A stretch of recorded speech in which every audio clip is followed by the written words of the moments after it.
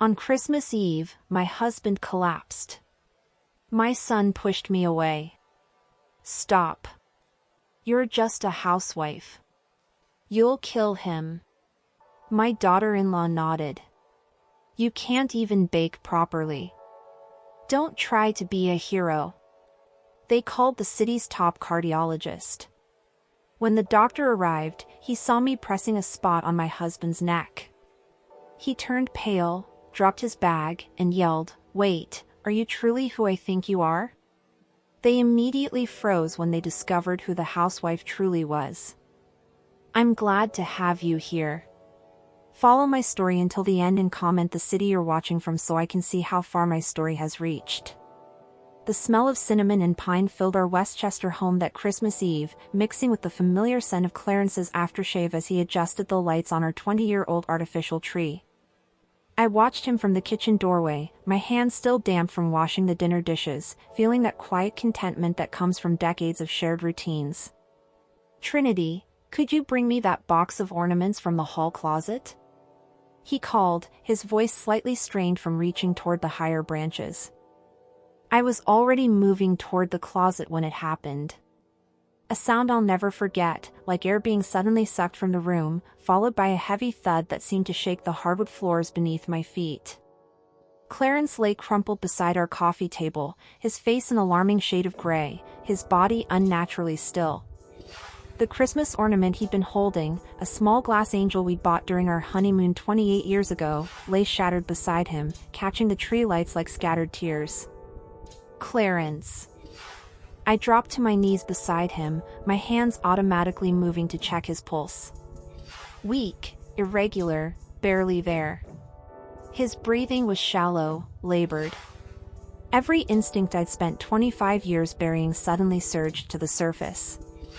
I was reaching for his neck, finding the specific pressure point I knew could help stabilize his heart rhythm.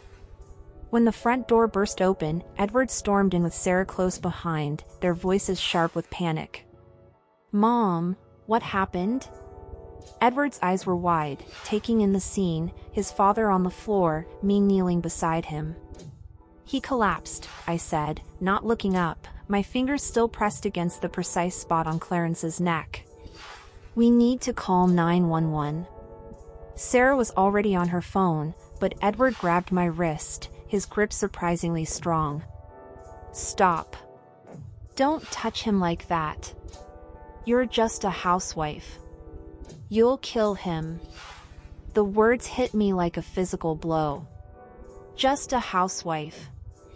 I stared at my son, this 25-year-old man I'd given everything for, seeing something cold and dismissive in his eyes that I'd never noticed before. "Edward, I know what I know, you don't." Sarah's voice was sharp, cutting. She ended her call and moved toward us. "I called for an ambulance, but please step away from him, Trinity. You can't even bake a decent Christmas cake. Don't try to be a hero now." The casual cruelty of her words, referencing the slightly burnt cake I'd made yesterday while distracted by Clarence's complaints of chest tightness, made my cheeks burn with shame. But I didn't move my hands from Clarence's neck. Something deep inside me, something I'd buried for decades, refused to let go. "I'm trying to help," I said quietly, feeling Clarence's pulse strengthen slightly under my touch. Edward's face contorted with frustration. "You're not qualified." Sarah called Dr. Martinez. "He's the best cardiologist in the city. He'll be here in 15 minutes. I wanted to tell him about the specific technique I was using, about why I was pressing exactly where I was pressing, about the years of training that made my hands as steady and sure as they'd ever been. But the words stuck in my throat, held back by decades of silence, of being careful not to overshadow, not to complicate, not to confuse. The next 12 minutes felt like hours. Edward paced the living room, occasionally barking orders at me to give Dad space or stop touching him. Sarah stood beside the tree, her arms crossed, watching me with something that looked almost like satisfaction, as if my helplessness in this moment proved something she'd always believed about me. I kept my fingers on Clarence's neck, monitoring his pulse, adjusting the pressure as needed. His breathing remained shallow but steady. His color was slowly improving.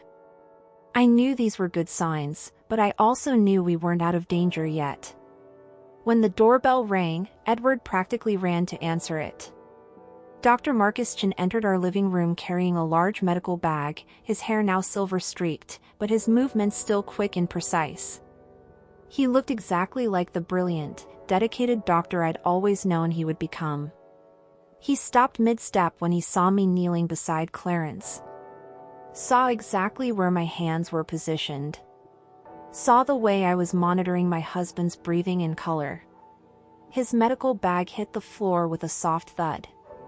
"Wait," he said, his voice barely above a whisper. "Are you truly who I think you are?" Edward and Sarah immediately froze. The room went completely silent except for the soft hum of our Christmas tree lights and Clarence's steadying breath. Dr. Chen's eyes were locked on mine, and I saw recognition dawning, not just of my face, but of my technique, my positioning, my obvious medical knowledge. After 25 years of being invisible, of being dismissed, of being called just a housewife, someone finally saw me for who I really was. My hands trembled slightly against Clarence's neck, and I felt 30 years of buried identity struggling to surface. Edward was staring at Dr. Chin with confusion, then looking back at me as if he'd never seen me before. Sarah's confident smirk had vanished completely. "Dr. Thompson," Marcus said softly, and the title felt like coming home after a lifetime of exile. "Is it really you?" The silence that followed was deafening. In that moment, kneeling on my living room floor with my husband's life literally in my hands, I realized that my carefully constructed life of invisibility was about to crumble. And I wasn't sure if I was terrified or relieved. Edward's voice cut through the tension, sharp and demanding. "What the hell is going on here? Who is Dr. Thompson?" I looked up at my son, this man I'd sacrificed everything for, and saw a stranger, someone who'd never bothered to ask about my life before he was born, who'd never wondered why medical terminology came so naturally to me, who'd never questioned why I always knew exactly what to do in health emergencies. The Christmas lights twinkled innocently above us, casting shadows across a scene that would change everything. Clarence stirred slightly under my hands, his pulse growing stronger, and I realized that while I might be saving his life tonight, I was about to lose the quiet, uncomplicated existence I'd built for the past 25 years. The ambulance arrived within minutes, their red and blue lights painting our quiet suburban street in urgent colors. As the paramedics worked on Clarence, stabilizing him for transport, Dr. Chin pulled me aside into our kitchen. The familiar space with its worn marble countertops and the persistent tick of our grandmother clock suddenly felt foreign, as if I were seeing it through someone else's eyes. "Trinity Thompson," Marcus said, his voice filled with something between wonder and disbelief. "Professor Thompson, I never forgot what you did for me." Edward appeared in the doorway, his face flushed with confusion and growing anger. "Professor, Mom, what is he talking about?" I could feel Sarah hovering behind him. Her earlier smugness replaced by weariness. The comfortable narrative they'd built about me. The simple housewife who couldn't even manage a Christmas cake properly was beginning to crack. "Your mother," Dr. Chin said, turning to face Edward, "was the most brilliant professor I ever had at Columbia Medical School. She literally saved my career." The words hung in the air like smoke. Edward's mouth opened, then closed, then opened again. "That's impossible. Mom was never a professor. She's always been a housewife." I finished quietly. "Yes, I know what I've always been to you." Dr. Chen's expression softened as he looked at me. "You taught advanced cardiology and research methods. 1993 through 1998. You were the youngest female professor to receive tenure in the department's history." I felt exposed as if 25 years of careful camouflage had been stripped away in an instant. Sarah pushed past Edward, her eyes narrow. "This is ridiculous. Trinity barely finished high school. Actually, Dr. Chen said, his voice gaining strength. Dr. Thompson graduated summa cum laude from Harvard Medical School in 1989. She completed her residency in cardiology at Massachusetts General Hospital and published 12 groundbreaking papers on pediatric heart surgery before she was 30. The silence that followed was different from the earlier quiet of medical emergency. This was the silence of a world shifting on its axis, of long-held beliefs crumbling into dust. Edward slumped against the kitchen door frame. "Why didn't you ever tell me?" The question cut deeper than his earlier dismissal. How could I explain 25 years of silence? How could I tell him that I'd buried the most important part of myself so completely that sometimes I forgot she ever existed?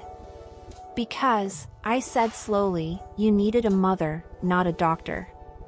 Dr. Chen stepped forward, his eyes bright with memory. "Edward, your mother didn't just teach medicine. She transformed lives. When I started medical school, everyone thought I was hopeless. The other professors, my classmates, even the administration suggested I consider switching majors." "Why?" Sarah asked despite herself. "I'm autistic," Dr. Chen said simply. In the early 1990s, there wasn't much understanding or accommodation for people like me. I had trouble with social interactions, with reading facial expressions, with understanding the unspoken rules of medical hierarchy. I was brilliant with the science, but I couldn't navigate the human elements. He paused, his gaze returning to me. "Everyone gave up on me except Professor Thompson. She saw past my social awkwardness to my potential. She spent countless hours teaching me not just medicine, but how to connect with patients, how to work with colleagues, how to survive in a profession that seemed designed to exclude people like me." I remembered those sessions so clearly. Marcus sitting in my office after hours, his shoulders tense with frustration, his brilliant mind trapped behind social barriers that seemed insurmountable. I'd seen something in him that others missed. A capacity for empathy that ran deeper than conventional social skills. A dedication to healing that was pure and uncompromising. "She didn't just teach me," Dr. Chen continued. "She protected me. When other faculty members tried to have me dismissed, she fought for me. When students mocked me, she created safe spaces for me to learn. When I doubted myself, she reminded me why I wanted to become a doctor in the first place." Edward was staring at me as if I were a stranger.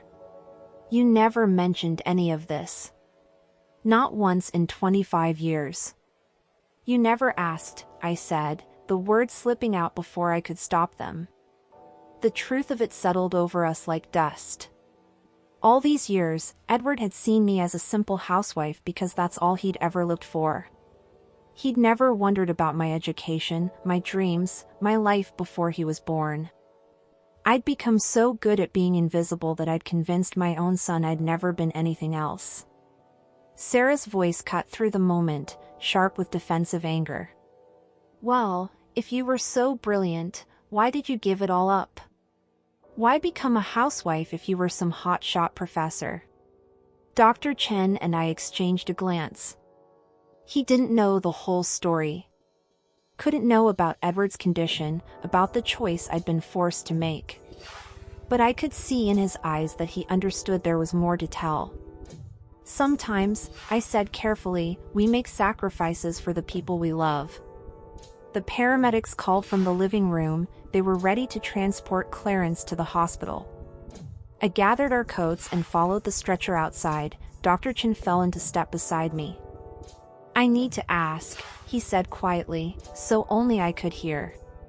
"That technique you were using on Clarence's neck, the carotid pressure point manipulation, that's not something a lay person would know."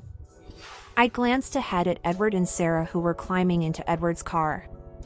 "I may have given up practicing medicine, Marcus, but I never stopped being a doctor."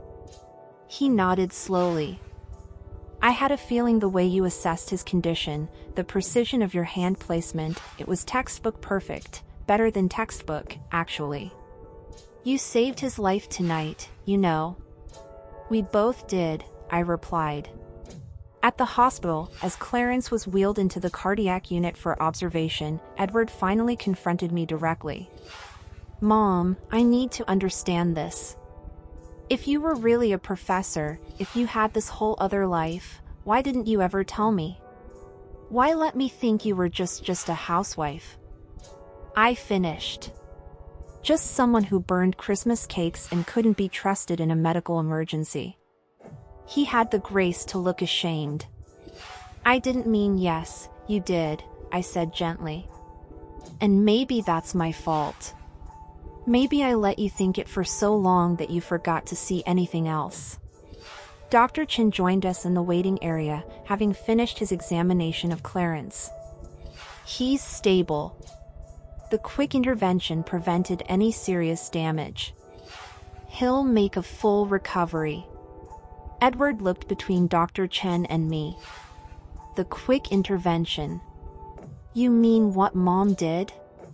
Exactly what your mother did? Dr. Chin confirmed.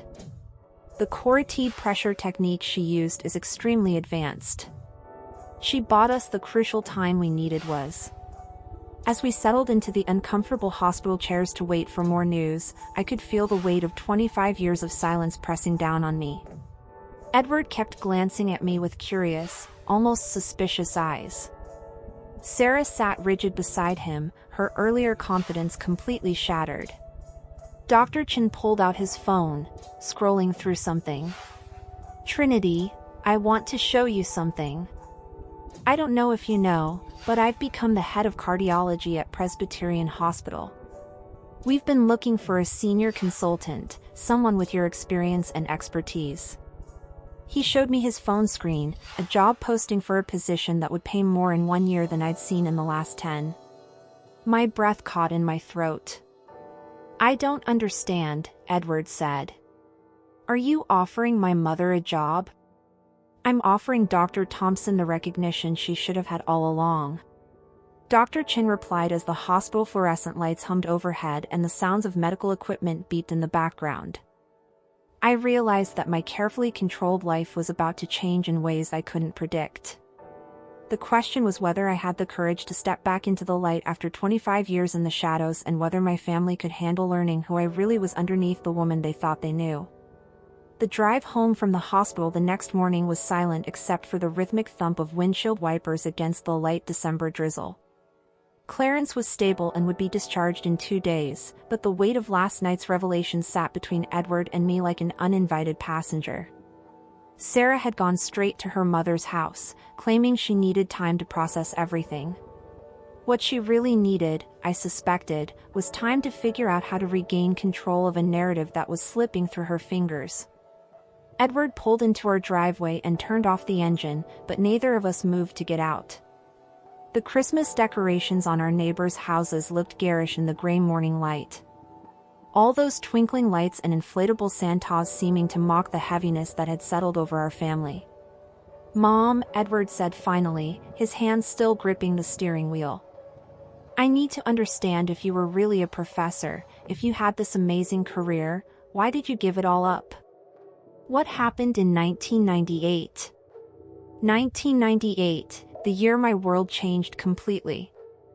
I'd been dreading this question since Dr. Chin first recognized me, knowing that once I started explaining, there would be no going back to the comfortable fiction we'd all been living. You happened, I said quietly. Edward turned to face me, confusion evident in his eyes. What do you mean? I closed my eyes, feeling the weight of 25 years of carefully kept secrets pressing down on my chest. Edward, when you were born, you had a condition called hypoplastic left heart syndrome. It's a congenital heart defect where the left side of the heart is severely underdeveloped. The color drained from his face. What? That's impossible. I've never had heart problems. You don't have heart problems now because of 3 surgeries you had as an infant. And because I've been monitoring your condition every single day of your life since then. We sat in the car as I told him the truth he'd never known. How he'd been born blue and barely breathing. How the doctors had given him a 30% chance of survival even with immediate surgery. How I'd held his tiny body in the NICU, feeling his irregular heartbeat against my chest, knowing that his life hung by the thinnest of threads. The surgeries were successful, I continued, watching his face carefully for signs of the distress that cardiac patients sometimes experience when learning about their condition. But you needed constant monitoring. Your heart rhythm, your oxygen levels, your activity tolerance. Everything had to be watched. The doctor said you'd need a parent with medical knowledge to catch any complications early. Edward's voice was barely a whisper. So, you quit your job? I didn't just quit my job, Edward. I quit my life. The words came out harsher than I'd intended, carrying decades of suppressed grief. I was 3 months away from being named department head at Columbia. I had a research grant worth $400,000 studying minimally invasive pediatric cardiac procedures. I had a book deal, speaking engagements lined up across the country. I was going to change how children with heart conditions were treated. He stared at me, his breath coming in short gasps that immediately triggered my maternal alarm. Even now, 25 years later, I could read the signs of cardiac distress in his body language. Slow your breathing, I said automatically. In through your nose, out through your mouth. Count to 4 on each exhale.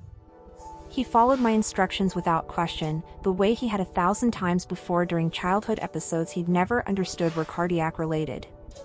As his breathing normalized, I could see him starting to piece together memories he'd never fully examined.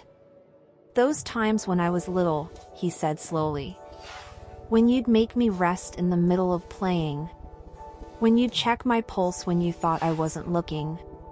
When you'd wake up in the night and come into my room. You were born with one functional ventricle. Edward, even after the surgeries, your heart had to work 3 times as hard as a normal heart. Every fever could have triggered arrhythmia. Every playground fall could have disrupted your surgical repairs. Every growth spurt changed your cardiac output. I watched him process this, seeing the child I'd protected so carefully now, understanding the scope of that protection for the first time. But I played sports in high school, he protested. I ran track. I played basketball. Because I monitored your heart rate during every practice, charted your recovery times, adjusted your training schedule to account for your cardiac load. Do you remember how I always showed up early to pick you up? How I always had those energy drinks waiting for you? His eyes widened. Those weren't energy drinks. Electrolyte solutions specifically formulated for cardiac patients. And those vitamins I made you take every morning were actually ACE inhibitors and beta blockers.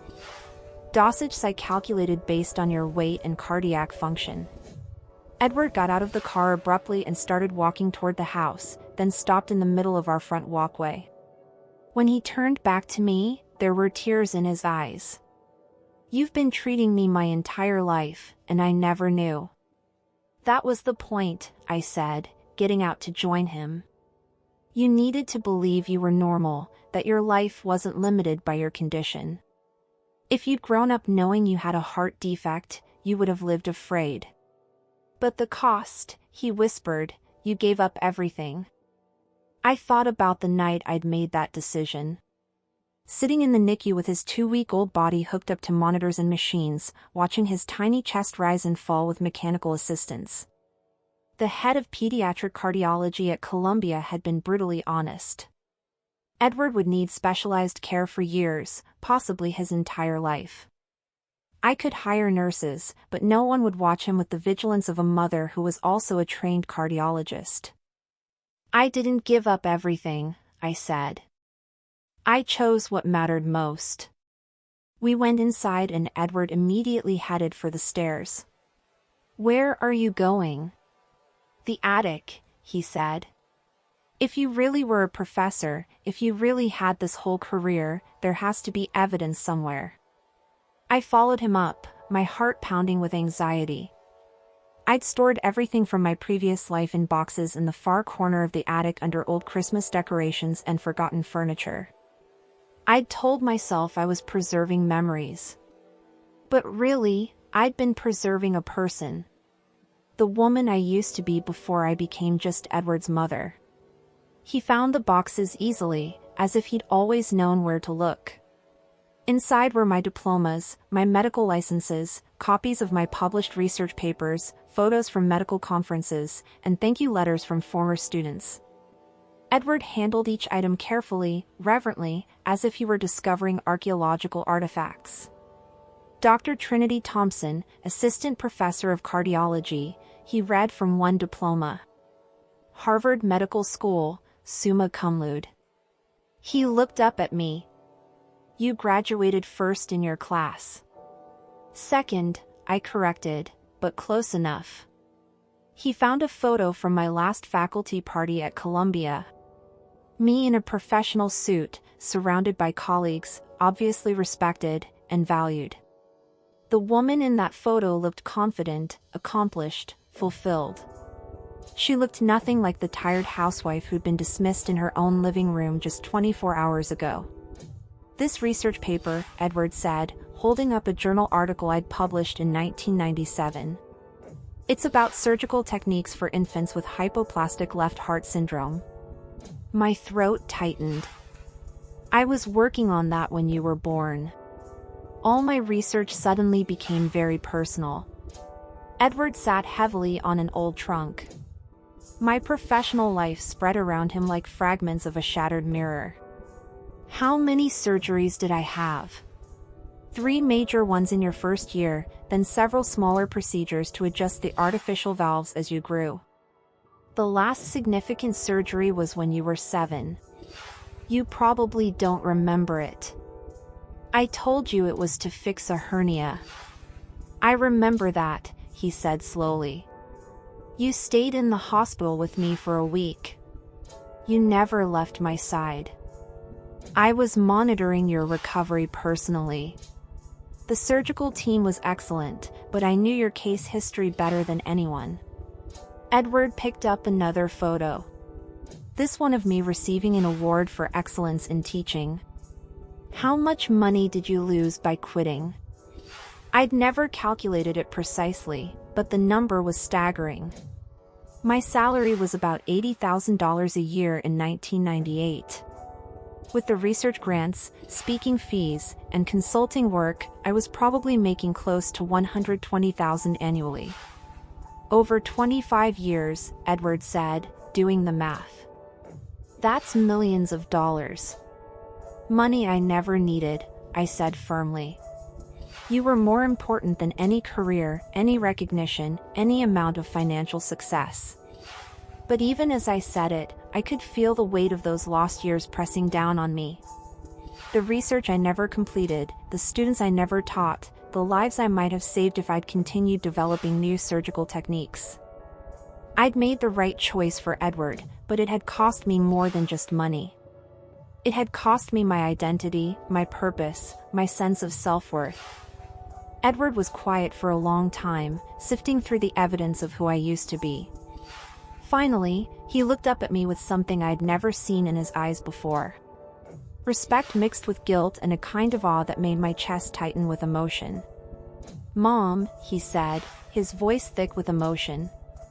I owe you an apology that I don't think I can ever make adequately. Before I could respond, we heard Sarah's voice downstairs, sharp and angry, calling Edward's name. She'd returned, and from the tone of her voice, she wasn't ready to accept the new reality any more gracefully than she'd handled the revelations at the hospital. We should go down, Edward said. But he made no move to pack up my old life scattered across the attic floor. As we headed downstairs, I realized that opening these boxes had done more than just reveal my past to Edward. It had reminded me of who I used to be underneath all the years of quiet sacrifice. And for the first time in 25 years, I wasn't sure I was ready to pack that woman away again. Sarah stood in our living room with her arms crossed, her perfectly styled blonde hair catching the afternoon light filtering through our front windows. She'd changed clothes since leaving the hospital. Gone was the casual sweater she'd worn yesterday, replaced by a designer outfit that probably cost more than our monthly grocery budget. Everything about her posture screamed defensive aggression. "Edward, we need to talk," she said, barely glancing at me privately. "No," Edward said, surprising both of us. "Whatever you have to say can be said in front of Mom." Sarah's carefully controlled expression flickered.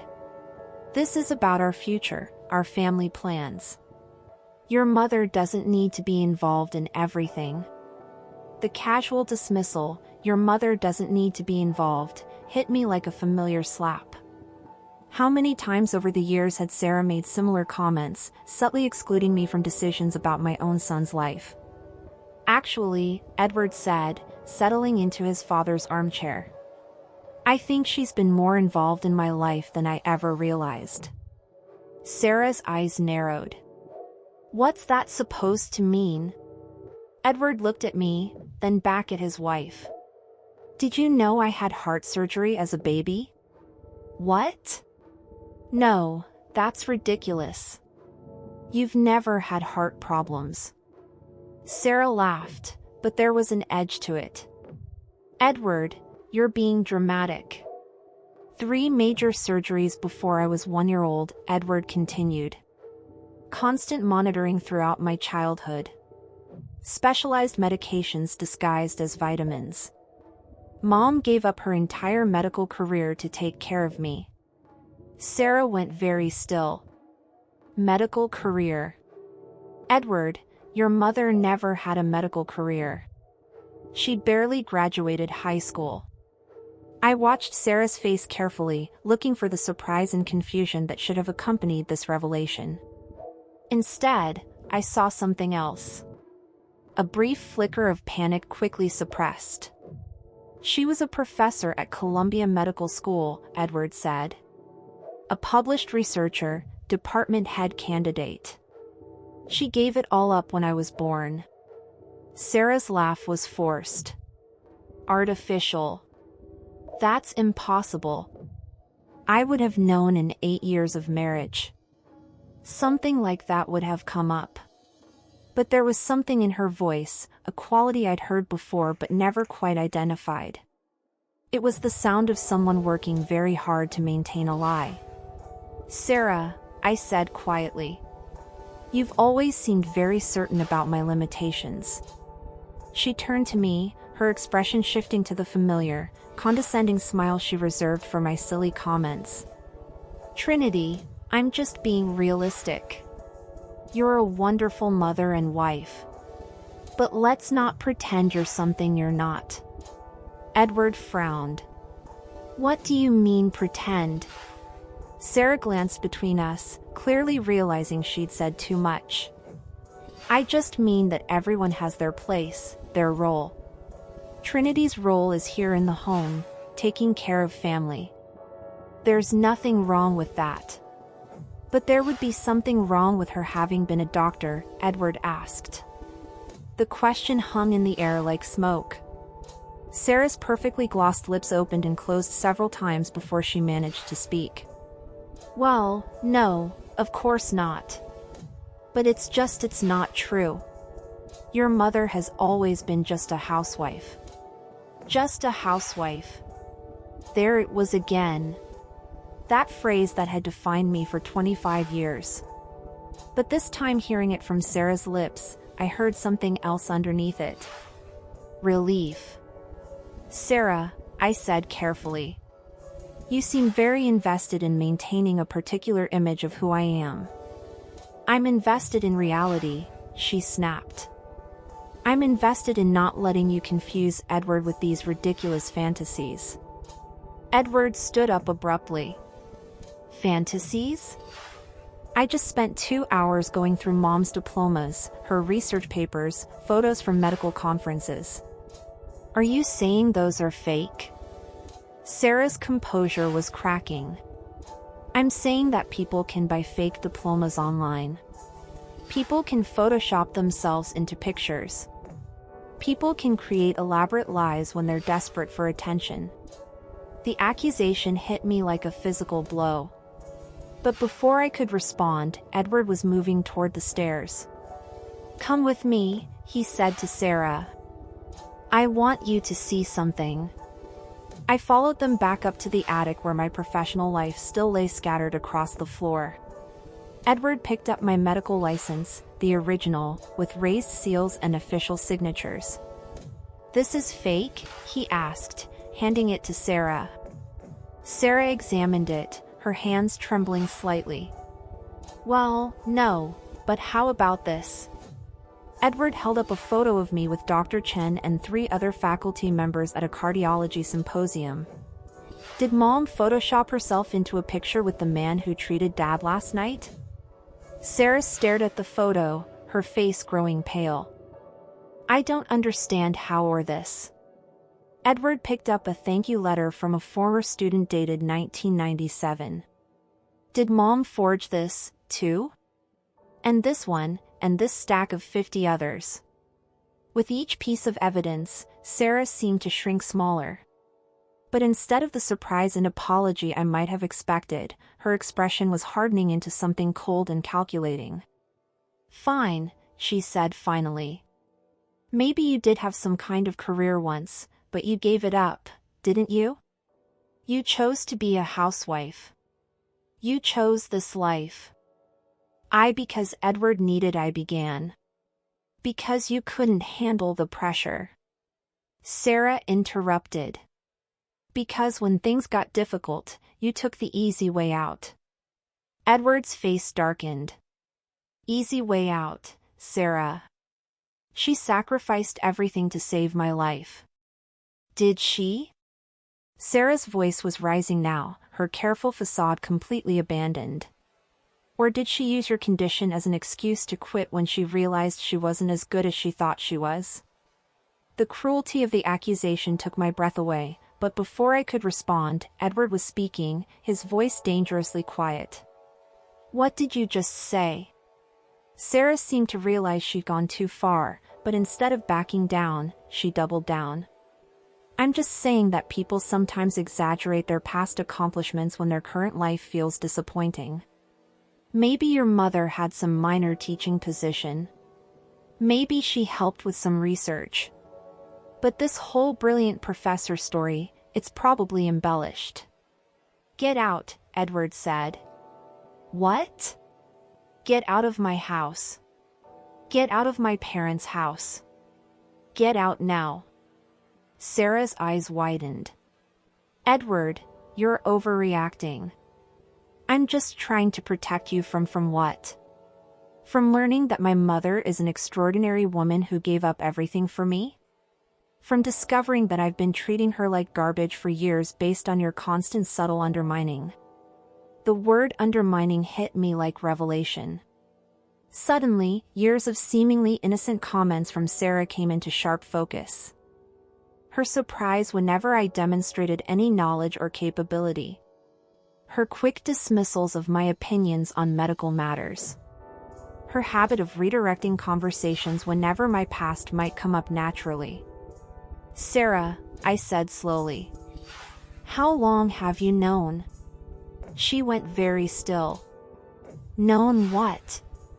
About my background? About my education and career?" "I don't know what you mean." But Edward was already moving, pulling out his phone. "I'm going to call my cousin Rachel. Remember her? She works in human resources at Columbia Medical School. Let's see what their records show about Dr. Trinity Thompson." "Edward, wait." Sarah's composure cracked completely. "Fine. Yes, I knew." The admission hung in the air like a confession.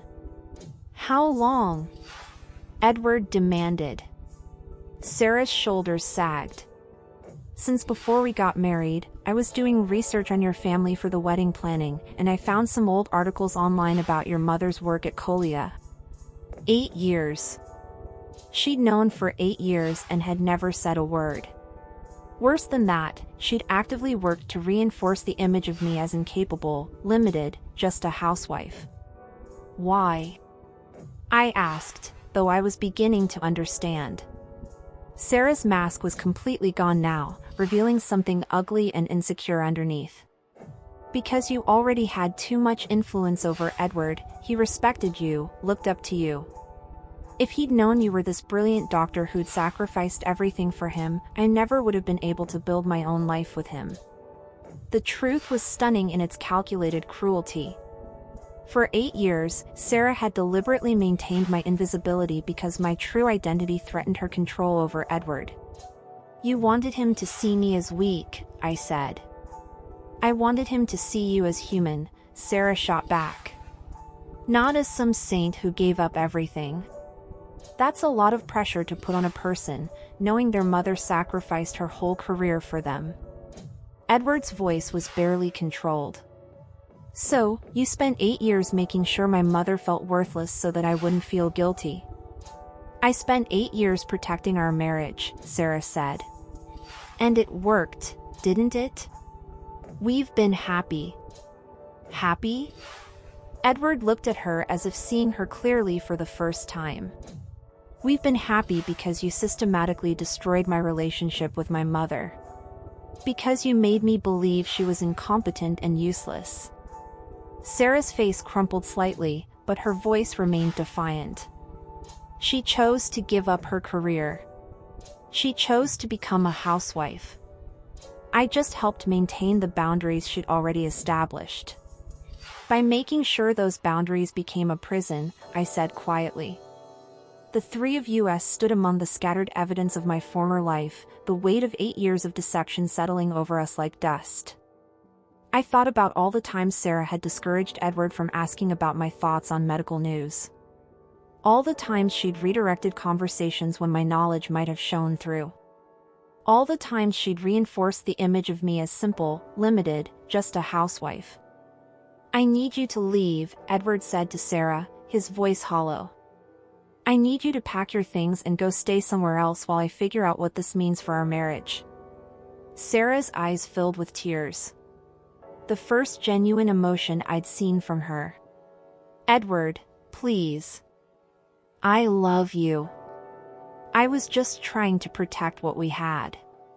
By destroying my relationship with my mother, Edward said. By making me complicit in treating her like she was worthless for 8 years. As Sarah gathered her purse and coat, moving with the defeated posture of someone whose careful construction had collapsed completely, I felt something I hadn't experienced in decades. Clarity. The woman I used to be, the confident, accomplished professor was still there, buried under years of deliberate diminishment. And maybe, just maybe, it was time to let her breathe again. Dr. Chen's call came 3 days after Christmas while I was sitting in Clarence's hospital room watching him sleep peacefully, his heart monitor showing the steady, strong rhythm that his medication had restored. Edward had gone home to shower and change clothes. He'd barely left the hospital since Sarah moved out, as if he was afraid that leaving me alone might somehow make me disappear, too. Trinity. Dr. Chen's voice was warm but professional through my phone. I hope I'm not calling at a bad time. How is Clarence doing? Much better, thank you. They're releasing him tomorrow. That's wonderful news. Listen, I wanted to follow up on our conversation about the consulting position. The hospital board met yesterday and they're very excited about the possibility of bringing you on board. They'd like to offer you the position officially. I gripped the phone tighter, watching Clarence's chest rise and fall with the easy breathing of someone whose crisis had passed. What would the position involve? Senior consultant in pediatric cardiology with the option to take on research projects and mentor residents. The salary would be $120,000 annually with full benefits and research funding available. You'd have your own office, your own staff, and complete autonomy over your caseload. $120,000. More money than I'd seen in 25 years combined.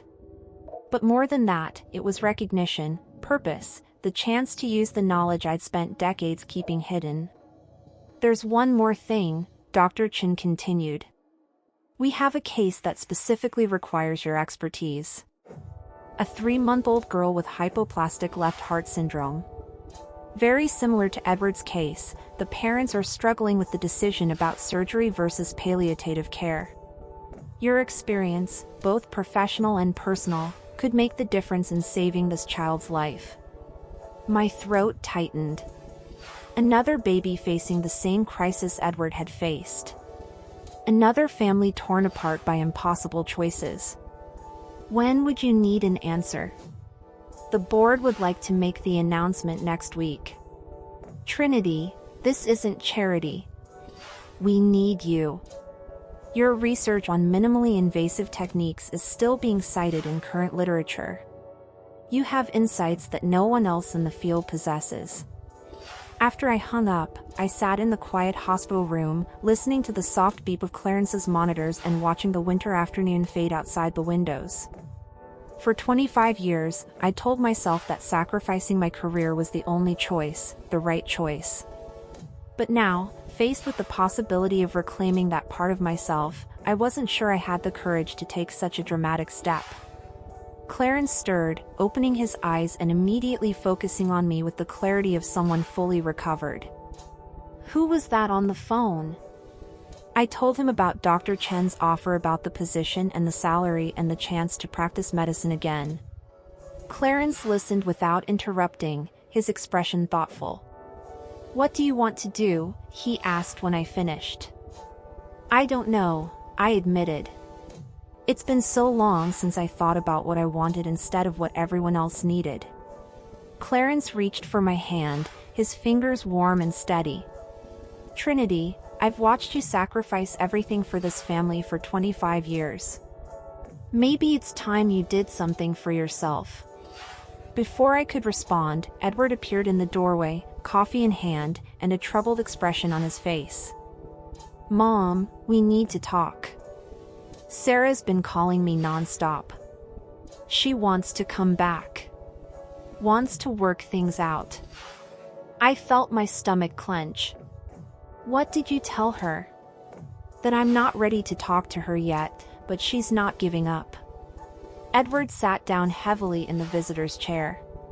She keeps saying she was just trying to protect our marriage, that she never meant to hurt you. And what do you think? Clarence asked his son. Edward was quiet for a long moment, staring at his hands. I think she systematically destroyed my relationship with my mother for 8 years, and I'm not sure that's something I can forgive. But, I prompted, hearing the uncertainty in his voice. But we've been married for 8 years. We have a house together, plans for the future. Am I supposed to throw all that away because she made a mistake? I looked at my son, this man who'd spent his entire life not knowing how precarious his existence had been, not understanding the depth of love that had kept him alive. Even now, with the full truth revealed, he was struggling to navigate the complex emotions of betrayal and loyalty. Edward, I said gently, this wasn't a mistake. This was a deliberate, sustained campaign to keep you from knowing who I really was. The question you need to ask yourself is, can you trust someone who worked so hard to manipulate your relationships? Before he could answer, my phone buzzed with a text message. Sarah, Trinity, please call me. We need to talk. I know I hurt you, but I love Edward. I love this family. There has to be a way to fix this. I showed the message to Edward, who sighed deeply. She's been sending me messages like that all morning. Are you considering reconciliation? Clarence asked. Edward rubbed his temples. I don't know what I'm considering. Everything I thought I knew about my life has been turned upside down in the past week. My phone rang. Sarah's number. After a moment's hesitation, I answered. Trinity, thank God. Sarah's voice was thick with tears. Please, I need to explain. I need you to understand why I did what I did. I understand perfectly, I said. You were threatened by my relationship with Edward, so you made sure he saw me as incompetent and useless. No, that's not. Sarah's voice cracked. Okay, maybe at first that was part of it, but it became more complicated than that. The longer it went on, the harder it became to tell the truth. How do you suddenly announce that your mother-in-law is actually a brilliant doctor when you've spent years reinforcing the opposite? You could have stopped reinforcing it, Edward said, having moved close enough to hear the conversation. Edward. Sarah's voice brightened with desperate hope. Sweetheart, please let me come home. Let me explain in person. Sarah, I interjected. There's something you should know. Dr. Chin has offered me a position at Presbyterian Hospital. I'm considering accepting it. The silence on the other end of the line was deafening. What kind of position? Sarah finally asked, her voice carefully controlled. Senior consultant in pediatric cardiology. $120,000 a year. Another silence, this one longer and more ominous. Trinity, Sarah said, and I could hear her struggling to keep her tone reasonable. Do you really think that's wise? You've been out of medicine for 25 years. The field has changed enormously. You'd be setting yourself up for failure and embarrassment. Actually, Edward said, his voice hard. Mom has been practicing medicine every day for 25 years. She's been managing my cardiac condition with more skill than most cardiologists, but in a real hospital setting with real responsibilities. Sarah, I interrupted, feeling a surge of the confidence I'd buried for decades. I graduated second in my class from Harvard Medical School. I published groundbreaking research that's still being cited today. I successfully managed a complex pediatric cardiac case for 25 years without a single major complication. I think I can handle a consulting position. But what about Edward? Sarah's voice became shrill. What about Clarence? What about your family responsibilities? The question hung in the air like an accusation. It was the same argument that had convinced me to give up everything 25 years ago. Family came first. Personal ambitions were selfish. A good mother and wife sacrificed everything for others. But this time I had backup. Sarah, Edward said firmly. Mom has spent 25 years putting this family first. If she wants to have a career again, she has my complete support. Mine too, Clarence added from his hospital bed. Sarah's breathing was audible through the phone. This is a mistake. You're all making a huge mistake, Trinity. You can't just walk back into medicine after 25 years and expect to succeed. You'll humiliate yourself and you'll damage this family in the process. The only thing damaging this family, Edward said, is your inability to accept that Mom is more than the limited person you tried to make her believe she was. I'm coming over, Sarah said. We're going to settle this face to face. No, Edward said, don't come to the hospital. Don't come to the house. I'm not ready to see you yet. Edward, please. He hung up. We sat in silence for several minutes. The weight of crossed lines and burned bridges settling over us. I thought about the baby Dr. Chin had mentioned, the 3-month-old girl whose parents were struggling with the same impossible decision I'd faced when Edward was born. I thought about the research I could resume, the students I could teach, the difference I could make in the world beyond the walls of my suburban home. But I also thought about the comfortable routine Clarence and I had built, about the quiet satisfaction of managing a household, about the fear of stepping back into a professional world that had moved on without me. Mom, Edward said quietly, I need you to know something.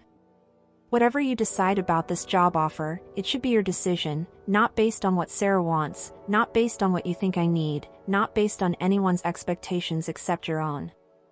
I looked at my son, seeing him clearly for perhaps the first time as an adult, as a person capable of understanding complex emotions and difficult truths.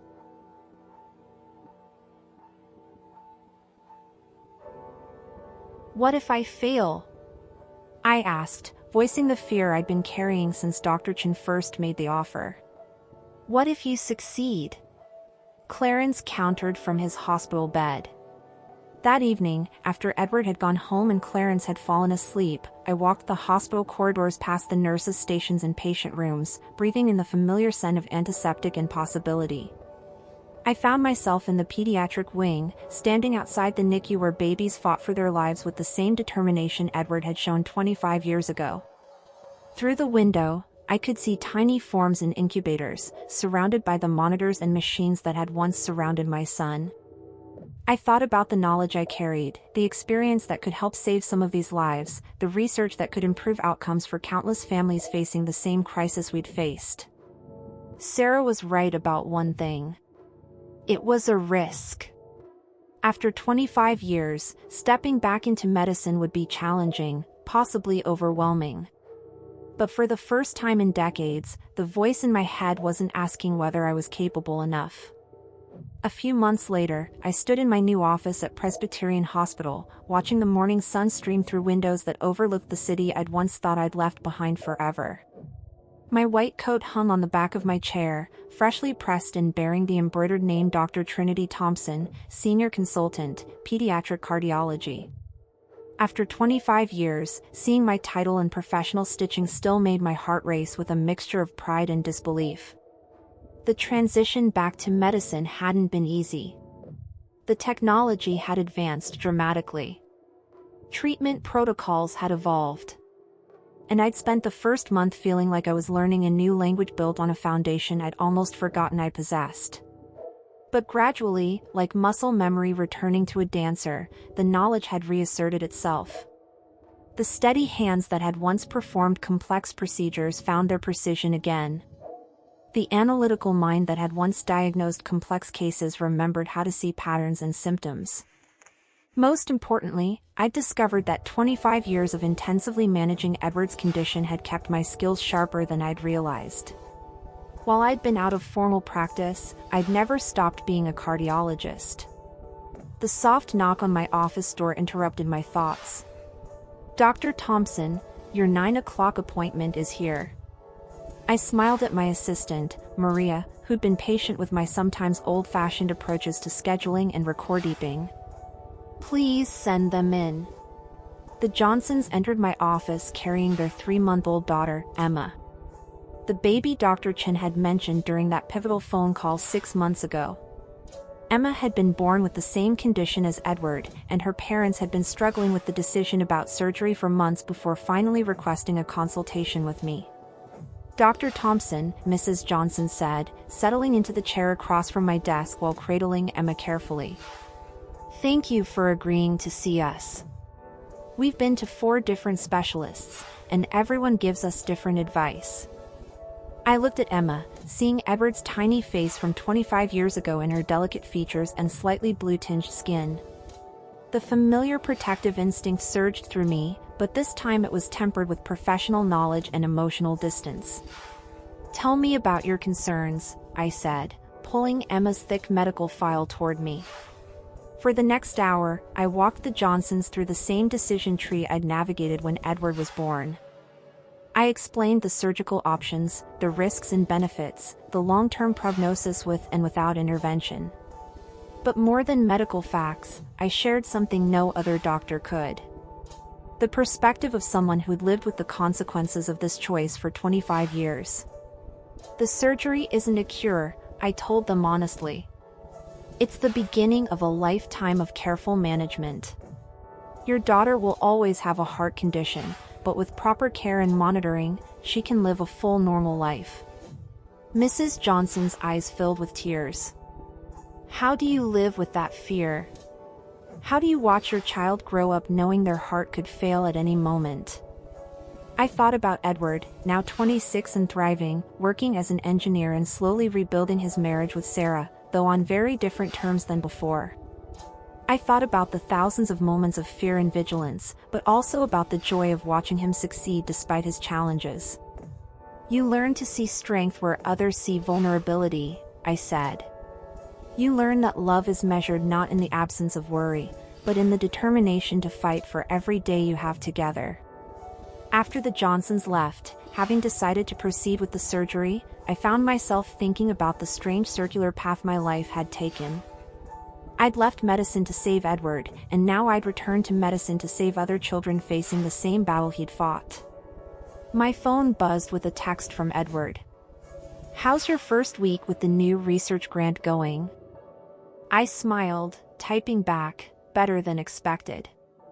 The minimally invasive techniques are showing promising results."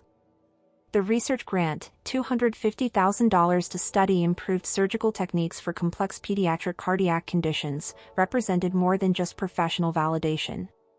It was a chance to complete the work I'd started 25 years ago, using everything I'd learned during Edward's treatment to help other families.